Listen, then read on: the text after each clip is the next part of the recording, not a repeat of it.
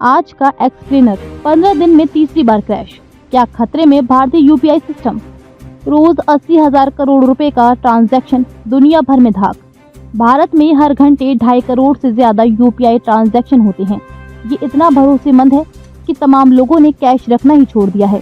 इन्हें 12 अप्रैल को तब झटका लगा जब अचानक पेटीएम, जीपे, फोन पे जैसे ऐप्स से पेमेंट फेल होने लगा। आखिर इन दिनों बार बार क्यों क्रैश हो रहा यूपीआई? क्या आगे भी ऐसा होगा? और अगर ऐसे में आपकी पेमेंट अटक जाए तो क्या करना चाहिए? सवाल 1, क्या अचानक बार बार डाउन होने लगी है यूपीआई सर्विस? जवाब, भारत में डिजिटल पेमेंट को बेहद आसान और फास्ट बनाने वाले यूपीआई की शुरुआत अप्रैल 2016 में हुई थी।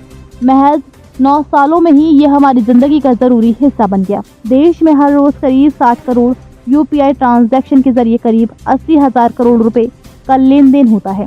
आमतौर पर ये सर्विस बिना किसी रुकावट के चलती है। हालांकि पिछले 15 दिनों में 3 बार अचानक यूपीआई की सर्विस डाउन हो गई। इस दौरान यूजर्स को पैसे के लेन देन में देरी हुई या पेमेंट फेल हो गया। 2 अप्रैल 2025 वित्त वर्ष 2025 के क्लोजिंग के चलते इस दिन देश के कई बैंकों की यूपीआई और मोबाइल बैंकिंग सर्विसेज में समस्या आई थी। इस दौरान करीब 5,000 यूजर्स ने केवल एसबीआई की सर्विस डाउन होने की रिपोर्ट दर्ज की थी। 12 अप्रैल 2025 सुबह 11:30 बजे से करीब 3 से 4 घंटे तक यूपीआई सर्विस डाउन रही। डाउन डिटेक्टर के मुताबिक समस्या फेस कर रहे करीब 81% लोगों को पेमेंट करने में, 17% लोगों को फंड ट्रांसफर करने और लगभग 2% को खरीदारी करने में दिक्कतें हुई। इस दौरान तमाम यूपीआई ऐप्स पर 1168 से ज्यादा शिकायतें आईं। सवाल 2, पिछले कुछ दिनों से बार बार यूपीआई सर्विस डाउन होने की क्या वजह है? 12 अप्रैल को जब यूपीआई डाउन हुआ तो एनपीसीआई ने तकनीकी समस्या को इसकी वजह बताया। इससे पहले जब 2 अप्रैल को यूपीआई डाउन हुआ था तब एनपीसीआई ने बताया था कि कुछ बैंकों से ट्रांजैक्शन की सफलता दर में उतार चढ़ाव के कारण यूपीआई सर्विस आंशिक रूप से डाउन चल रही है। हालांकि पिछले दिनों बार बार यूपीआई सर्विस क्रैश होने के पीछे कई अन्य वजहें भी हो सकती हैं।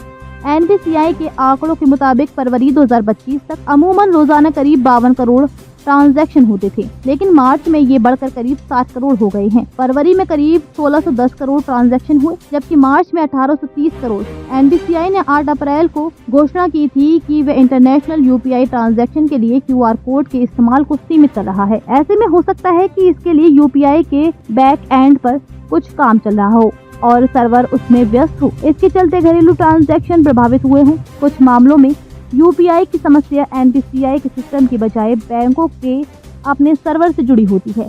उदाहरण के लिए एसबीआई, एचडीएफसी और अन्य बैंकों ने रखरखाव या तकनीकी खराबी की बात कही है। हालांकि 12 अप्रैल को यूपीआई डाउन होने के पीछे क्या तकनीकी समस्या थी, इसके बारे में एनपीसीआई ने आधिकारिक तौर पर कोई खुलासा नहीं किया है। सिर्फ इतना कहा कि वह तकनीकी खराबी को ठीक करने में जुटे हैं। सवाल 3, क्या आगे भी यूपीआई सर्विस डाउन हो सकती है? जवाब, यूपीआई आने से पहले एक बैंक से दूसरे बैंक में पेमेंट करने के लिए ट्रांजैक्शन फीस लगती थी। सभी बैंकों के अलग ऐप होते थे। इसे आसान बनाने के लिए एनपीसीआई ने यूपीआई लॉन्च किया। अब एनपीसीआई का नेटवर्क सभी बैंकों के बीच में पेमेंट के लिए काम करता है। इससे ट्रांजैक्शन फीस हट गई और एक बैंक से दूसरे बैंक में पेमेंट करना आसान हो गया। जब तक ये सभी सुधार लागू नहीं होते, एनसीपीआई के सर्वर में कोई तकनीकी समस्या आ सकती है। इससे भविष्य में भी यूपीआई सर्विस डाउन हो सकती है।